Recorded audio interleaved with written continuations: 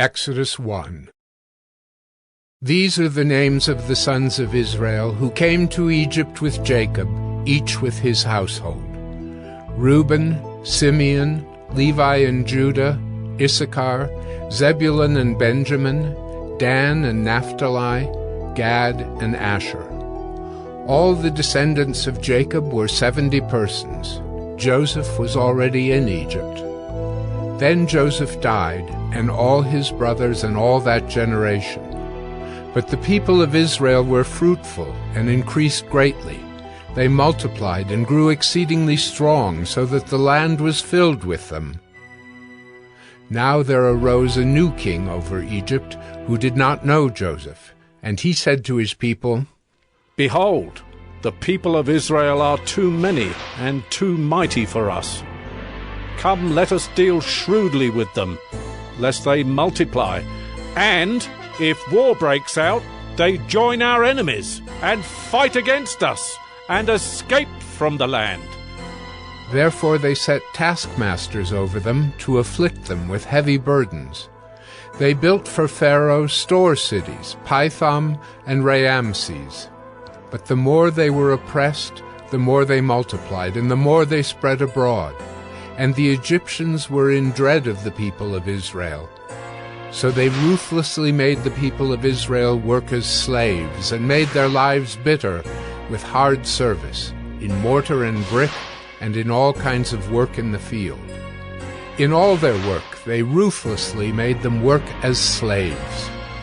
Then the king of Egypt said to the Hebrew midwives, one of whom was named Shiphrah and the other Puah, "When you serve as midwife to the Hebrew women, and see them on the birth stool, if it is a son, you shall kill him. But if it is a daughter, she shall live." But the midwives feared God, and did not do as the king of Egypt commanded them, but let the male children live. So the king of Egypt called the midwives, and said to them, "Why have you done this, and let the male children live?" The midwives said to Pharaoh, "Because the Hebrew women are not like the Egyptian women, for they are vigorous, and give birth before the midwife comes to them." So God dealt well with the midwives, and the people multiplied and grew very strong. And because the midwives feared God, he gave them families. Then Pharaoh commanded all his people, "Every son that is born to the Hebrews you shall cast into the Nile, but you shall let every daughter live." Exodus 2. Now a man from the house of Levi went and took as his wife a Levite woman. The woman conceived and bore a son, and when she saw that he was a fine child, she hid him 3 months. When she could hide him no longer, she took for him a basket made of bulrushes, and daubed it with bitumen and pitch. She put the child in it, and placed it among the reeds by the riverbank. And his sister stood at a distance to know what would be done to him. Now the daughter of Pharaoh came down to bathe at the river, while her young women walked beside the river. She saw the basket among the reeds, and sent her servant woman, and she took it. When she opened it, she saw the child, and behold, the baby was crying. She took pity on him, and said, "This is one of the Hebrews' children." Then his sister said to Pharaoh's daughter, "Shall I go and call you a nurse from the Hebrew women to nurse the child for you?" And Pharaoh's daughter said to her, "Go." So the girl went and called the child's mother. And Pharaoh's daughter said to her, "Take this child away and nurse him for me, and I will give you your wages." So the woman took the child and nursed him. When the child grew up, she brought him to Pharaoh's daughter, and he became her son. She named him Moses. "Because," she said, "I drew him out of the water." One day, when Moses had grown up, he went out to his people and looked on their burdens. And he saw an Egyptian beating a Hebrew, one of his people. He looked this way and that, and seeing no one, he struck down the Egyptian and hid him in the sand. When he went out the next day, behold, 2 Hebrews were struggling together. And he said to the man in the wrong, Why do you strike your companion?" He answered, "Who made you a prince and a judge over us? Do you mean to kill me as you killed the Egyptian?" Then Moses was afraid and thought, "Surely the thing is known." When Pharaoh heard of it, he sought to kill Moses. But Moses fled from Pharaoh and stayed in the land of Midian, and he sat down by a well. Now the priest of Midian had 7 daughters, and they came and drew water and filled the troughs to water their father's flock. The shepherds came and drove them away, but Moses stood up and saved them and watered their flock. When they came home to their father Reuel, he said, "How is it that you have come home so soon today?" They said, "An Egyptian delivered us out of the hand of the shepherds, and even drew water for us, and watered the flock." He said to his daughters, "Then where is he? Why have you left the man? Call him, that he may eat bread." And Moses was content to dwell with the man, and he gave Moses his daughter Zipporah. She gave birth to a son, and he called his name Gershom, for he said, "I have been a sojourner in a foreign land." During those many days the king of Egypt died, and the people of Israel groaned because of their slavery and cried out for help. Their cry for rescue from slavery came up to God, and God heard their groaning, and God remembered his covenant with Abraham, with Isaac, and with Jacob.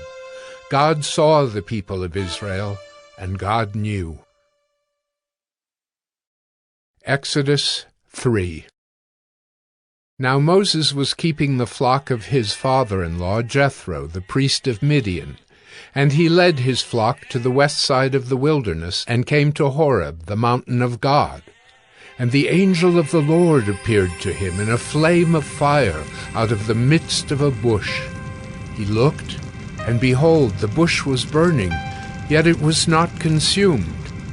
And Moses said, "I will turn aside to see this great sight, why the bush is not burned."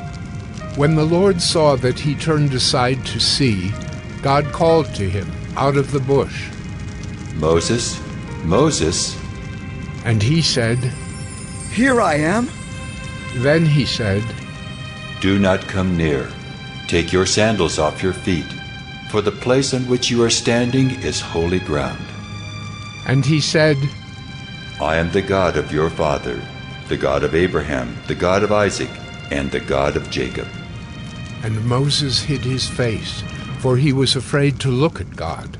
Then the Lord said, "I have surely seen the affliction of my people who are in Egypt, and have heard their cry because of their taskmasters. I know their sufferings, and I have come down to deliver them out of the hand of the Egyptians, and to bring them up out of that land to a good and broad land, a land flowing with milk and honey, to the place of the Canaanites, the Hittites, the Amorites, the Perizzites, the Hivites, and the Jebusites. And now, behold, the cry of the people of Israel has come to me, and I have also seen the oppression with which the Egyptians oppress them. Come, I will send you to Pharaoh, that you may bring my people, the children of Israel, out of Egypt." But Moses said to God, "Who am I that I should go to Pharaoh and bring the children of Israel out of Egypt?" He said, "But I will be with you, and this shall be the sign for you that I have sent you. When you have brought the people out of Egypt, you shall serve God on this mountain."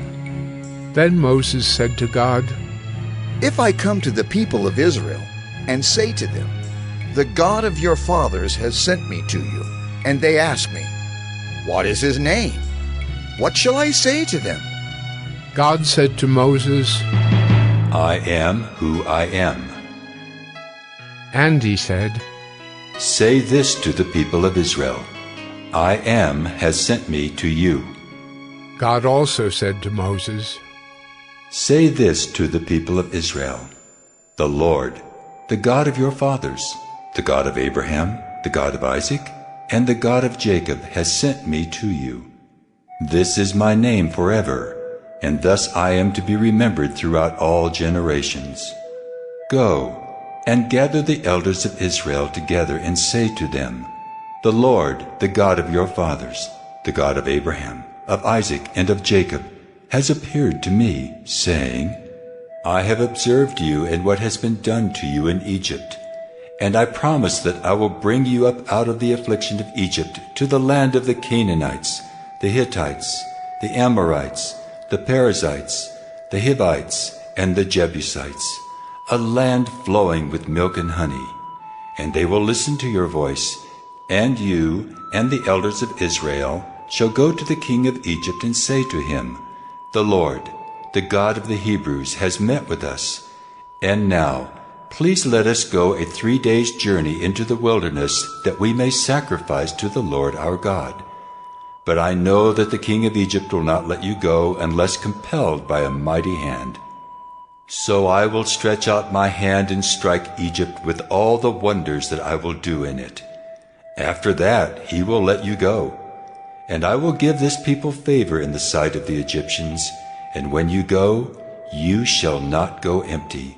But each woman shall ask of her neighbor and any woman who lives in her house for silver and gold jewelry and for clothing. You shall put them on your sons and on your daughters, so you shall plunder the Egyptians.